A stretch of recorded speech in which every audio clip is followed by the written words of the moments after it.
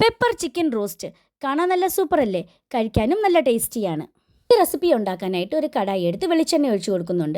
ഏത് cooking oil വേണമെങ്കിലും ഉപയോഗിക്കാം. എന്നിട്ട് ജൂലിയൻ കട്ടിലുള്ള ഇഞ്ചി ഇട്ടൊന്ന് വഴറ്റി കൊടുക്കണം. പിന്നെ ഒരു 5 ഉള്ളി ചെറുതായിട്ട് അരിഞ്ഞതിട്ട് വഴറ്റി കൊടുക്കണം.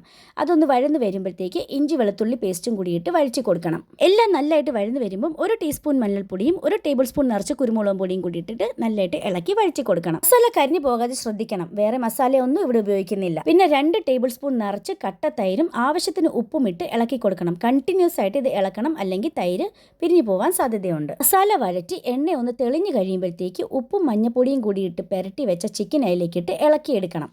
ചിക്കനിൽ നിന്നുള്ള വെള്ളം തന്നെ ഇറങ്ങി അത് വെന്തോളും. അതിനകത്ത് വേറെ വെള്ളം ഒഴിക്കേണ്ട ആവശ്യമില്ല.